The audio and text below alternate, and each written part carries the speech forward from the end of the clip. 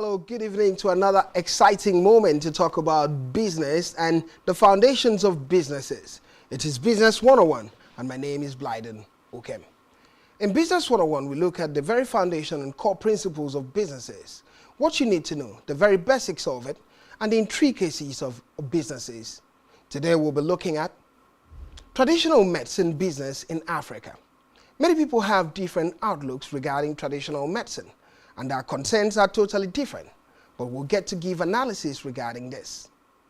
Let's go to the background story regarding traditional medicine in Africa. The development and use of traditional herbal medicine have a very long historical background that corresponds to the Stone Age. In the continent of Africa, the practice of traditional healing and magic is much older than some of the other traditional medical sciences and seems to be much more prevalent compared to conventional medicine. African traditional medicine is a form of holistic healthcare system that is organized into 3 levels of specialty, which include divination, spiritualism, and herbalism, though these may overlap in some situations. The traditional healer provides healthcare services based on culture, religious background, knowledge, attitudes, and beliefs that are prevalent in the community. Illness is regarded as having both natural and supernatural causes, and thus must be treated by both physical and spiritual means, using divination, incantations, animal sacrifice, exorcism, and herbs. A traditional healer is one who provides medical care in the community that he lives, using herbs, minerals, animal parts, incantation, and other methods based on the cultures and belief of his people. While these outlooks has been seen differently by many people, he must be seen to be competent, versatile, experienced, and trusted.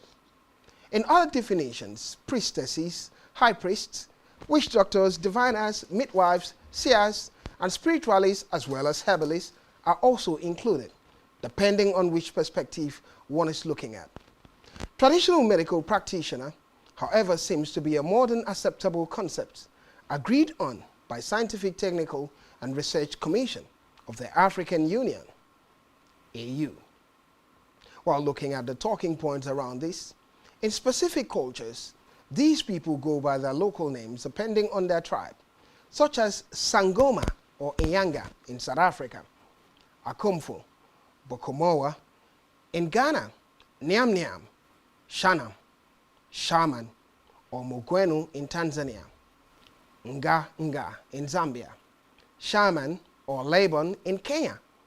Even in Nigeria, you hear names like Babalawo Dibia or Boka in Nigeria.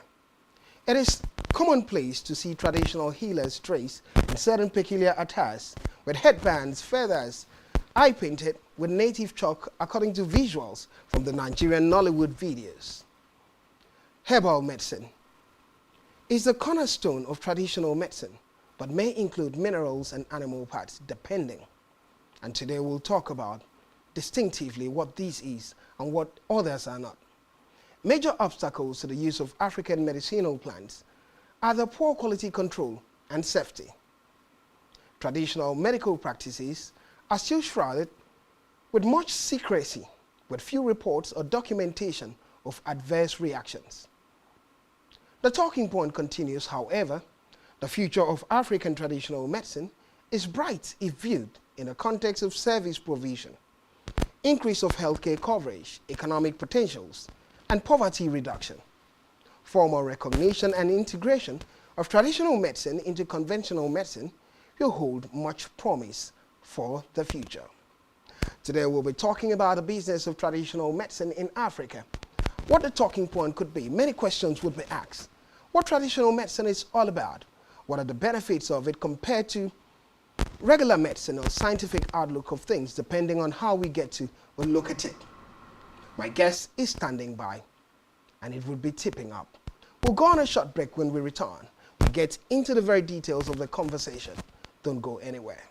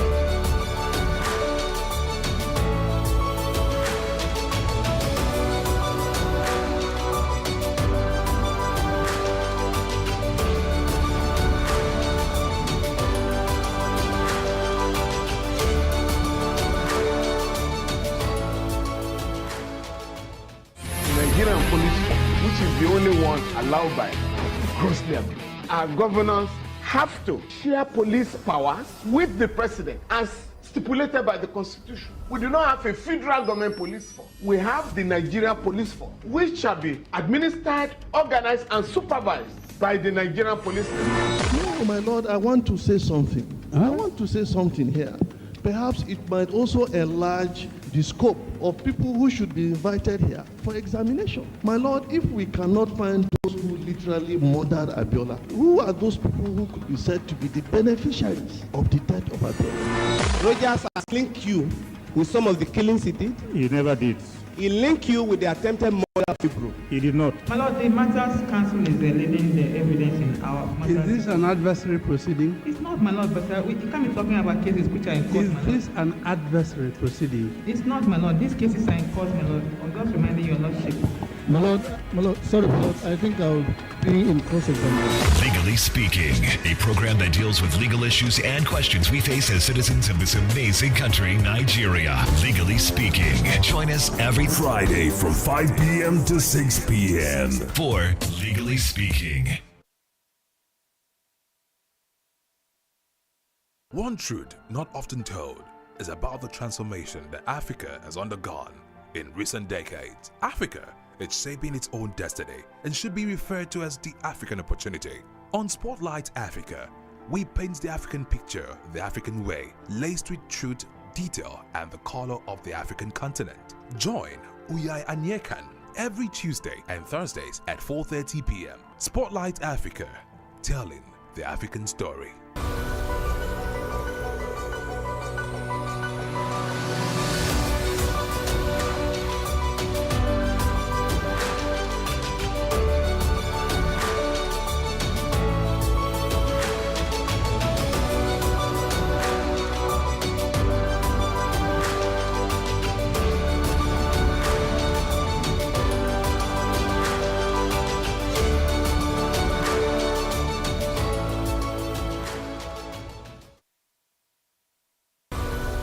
Welcome back. It is Business 101, and my name is Blyden Okem.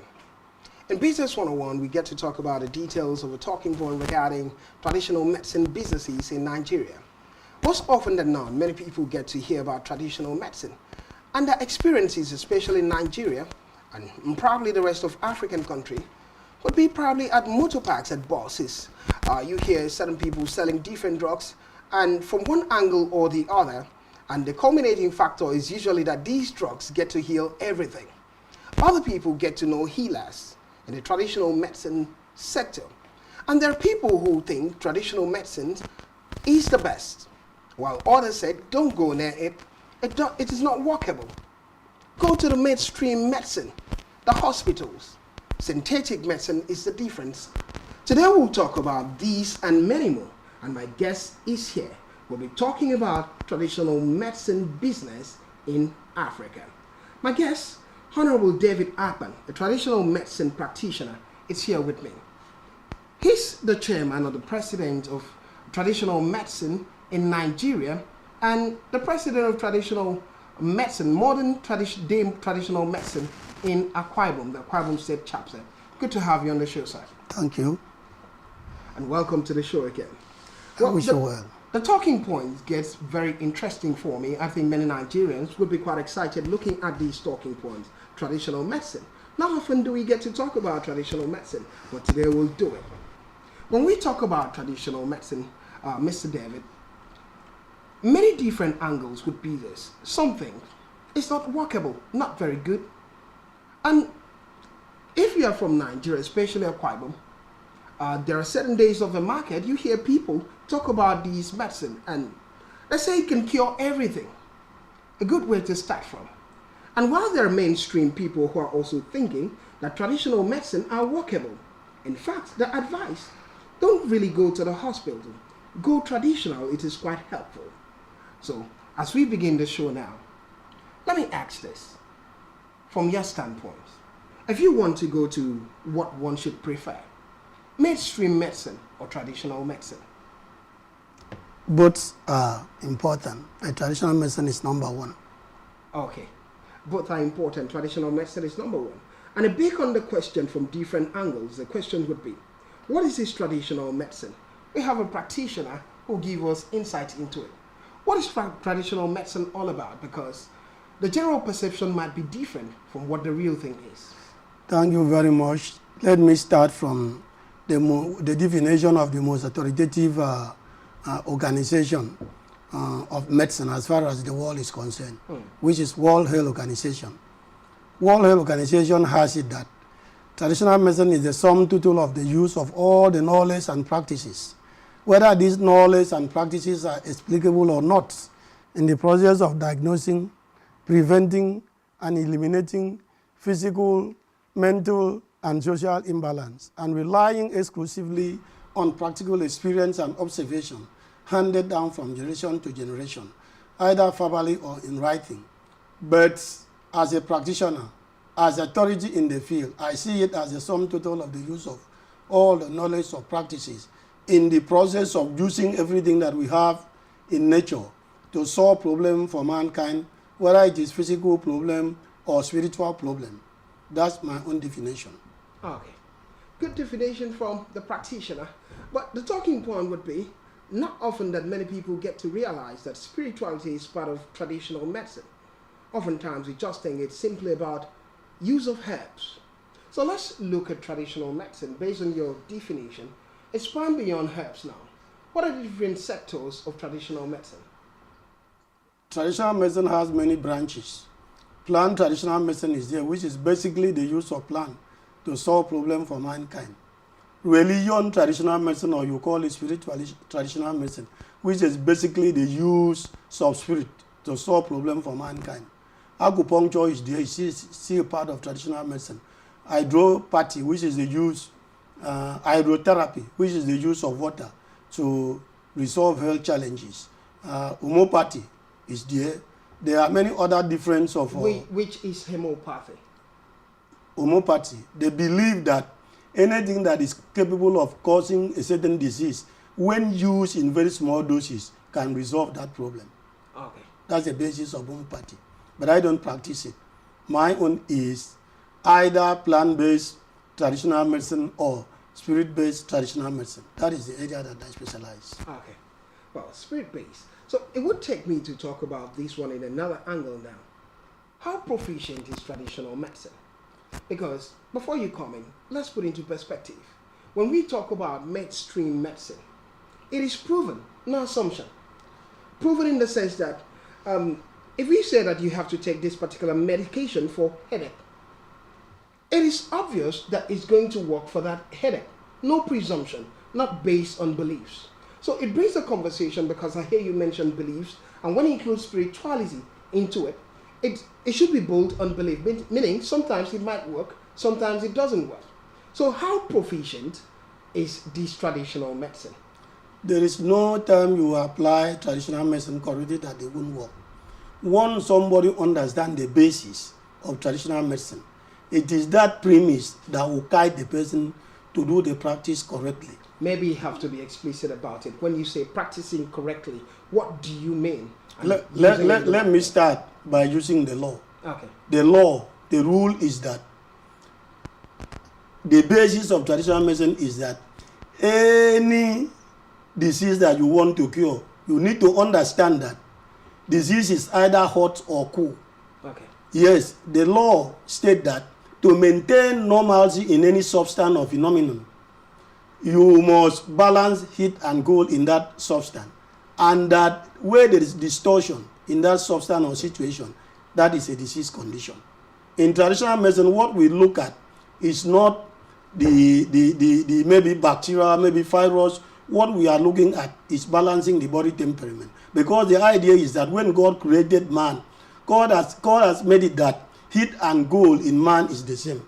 Where there is distortion in the temperament of the body, or let me say where there is distortion in this heat and cold syndrome, is disease condition. So what we are looking at is balancing of the body, heat and cold syndrome in the body. One that is done, a particular disease, a particular problem is resolved within the body. Do I go further to explain? Go for it. Okay.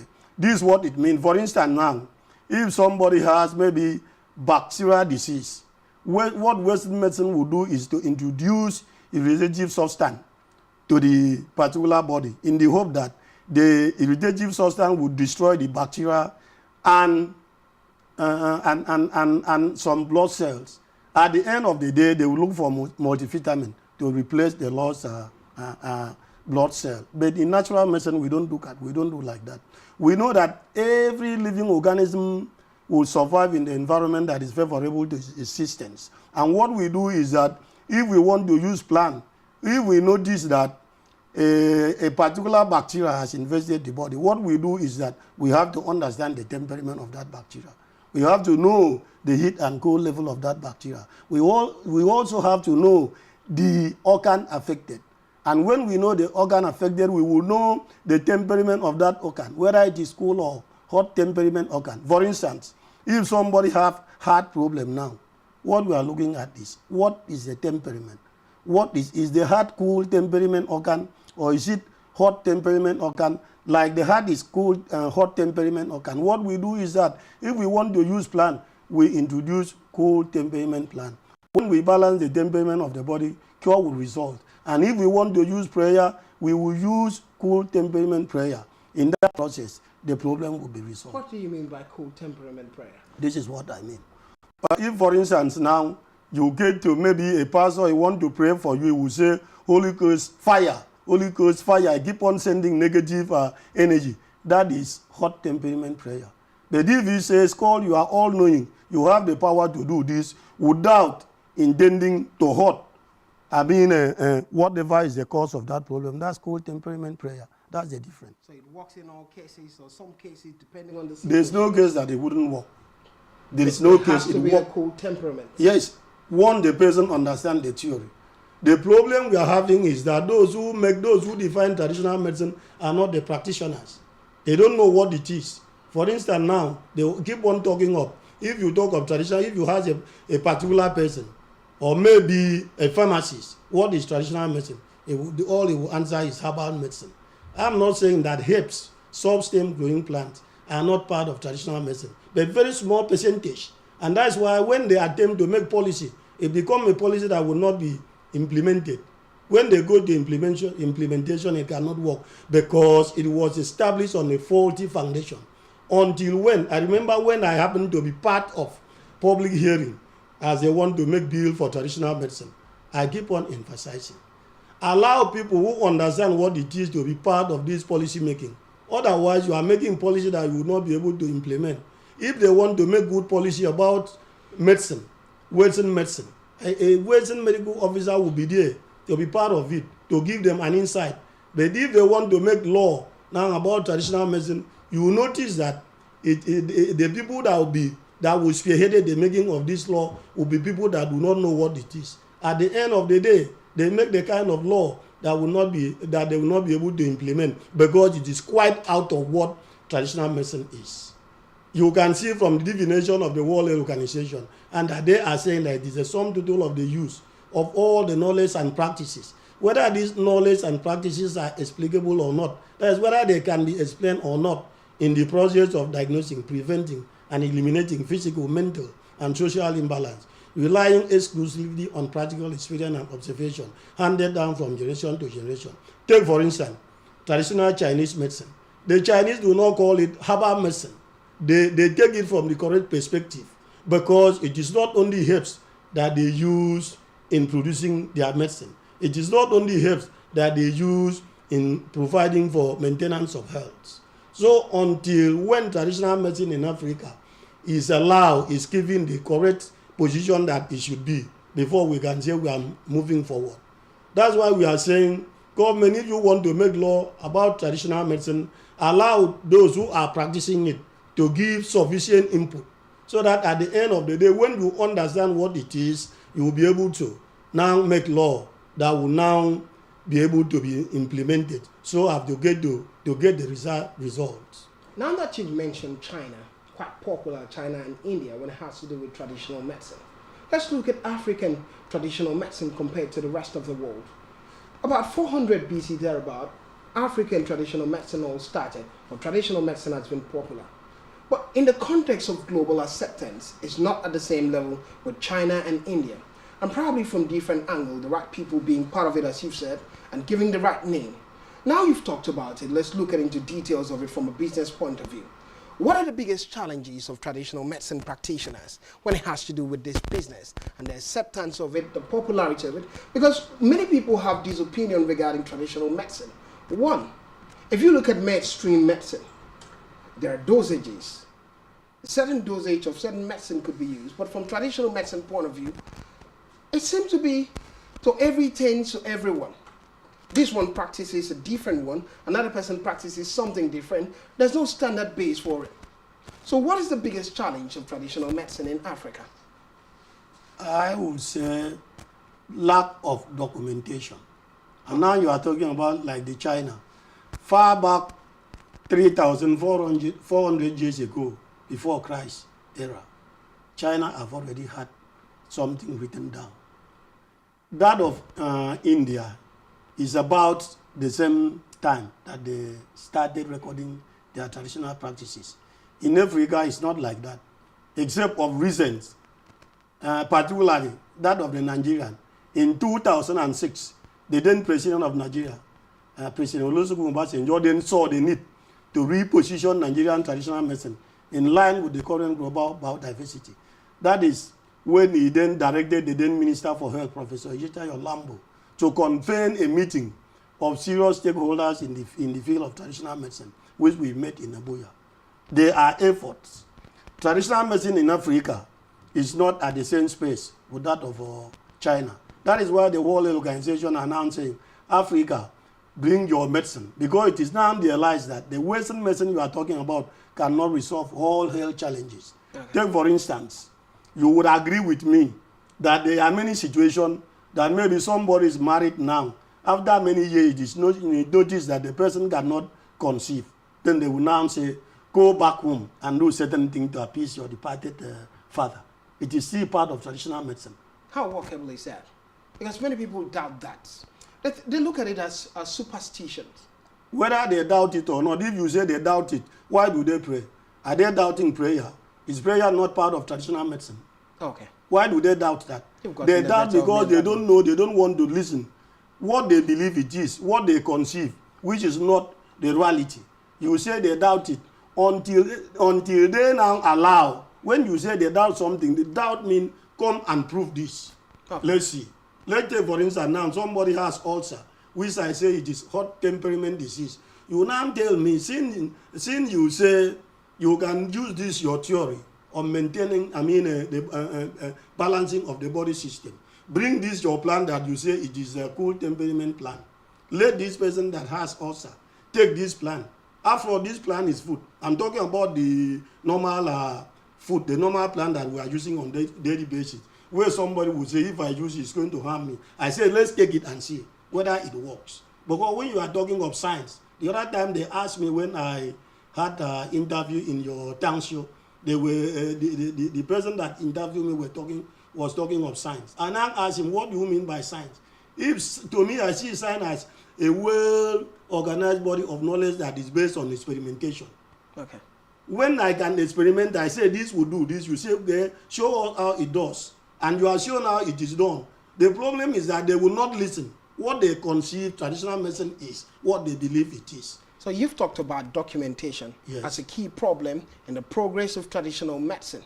Making varieties happening in terms of rules and standard instead of having a singular direction that we have in mainstream medicine. Let me look at this now, because many people have this belief regarding traditional medicine that you have to be, it has to be a gift. It's not something that people have to learn. You have to be gifted in it, and probably have some spiritual connectivity, or probably from your ancestors, one way or the other, from an African point of view, before you practice it. Is that actually so? Part of it is like that. Traditional medicine is all embracing. Part of it is like that. Somebody become a traditional medicine through many processes. You can be through orientation, like a traditional medicine practitioner. Yes. You can go through orientation, like I have Dr. David College of Nature Studies today. If you study from that college, when you want to practice, it will reflect in your nature of practice. Okay. Somebody can also practice traditional medicine through what I would say level of consciousness. For instance, when Stephen said, I see heaven open, the Son of Man is standing at the right hand of God. It is not everybody that saw it. That is a quote from the Bible. Yes, at that level of consciousness, he saw it. Somebody would not learn traditional medicine at all. Somebody would not dream of being a pastor at all. But it now become a pastor through the kind of consciousness. Some they will say the person, I tried this, it didn't work, I tried this, it didn't work, until when some other person prayed for me, a kind of introduction into the practice. You see, he start doing it. That's another way of becoming traditional medicine. So in other words, because you've mentioned pastors in it, in other words, religious leaders are part of traditional medicine practitioners. All of them are practicing traditional medicine. Any medicine any mean that you use to promote health without the use of injection or synthetic drugs is traditional medicine. All right. That's why I used to say Jesus Christ was a chief traditional medical practitioner. He was. He never one day prescribed injection or synthetic drugs. Okay. He never one day. Okay. Look at it from the definition of the most authoritative body in traditional medicine. All right. Let's look at the business of it now. You've been a practitioner of traditional medicine for a while now. Can't remember the last time we spoke when you started, but it's been a while. As a business and in traditional medicine, I want to ask this. What are the challenges? Is it that of mindset? Is it the challenges in the course of practicing it? Because many people would be listening to, there's someone could be someone with a gift, or someone that have studied it but have not practiced it. What are the challenges you face? The first is finance. Finance? Yes, the first is finance. There's no, finance is the life wire of any business. Okay. Even if you want to start as, a plant medicine or plant material vendor, before you go to the bush, as it is today, if you do not find the kind of plant that you want in your locality, you will need to pay transport and go there to harvest these plants. Apart from that, if you want to practice to a point that you set up a factory, that is capital intensive, where you'll be doing the manufacturing. If you want to go into plant medicine farming, that's you need a lot of money. If you want to go into the business as a trainer, as I'm doing. But someone can start with some low level of amount of money. Agreed. Somebody like myself, I started with 300. So what, absolutely, yes, you mentioned 300 naira. So the question is, what is that first basic need that I need? Acquiring the knowledge. Okay. First and foremost, you must have the knowledge. Either you have been trained or you are gifted. Because you may not actually go into the plan aspect. You may start as a prophet that does not take you much money. When you start praying for people, when it works, definitely they will appreciate you. Okay. So it depends on, the nature of traditional medicine practitioner you are. If you now want to if you want to practice plant traditional medicine, there's no way it wouldn't need money. But it depends on how you start. I always advise people, start with what you have. Another challenge that we have is government. Government should be able to put in place a policy that regulates the practice. As there is no policy that regulates the practice, many people would just jump in and then trick people in the process. Somebody that does not know that they are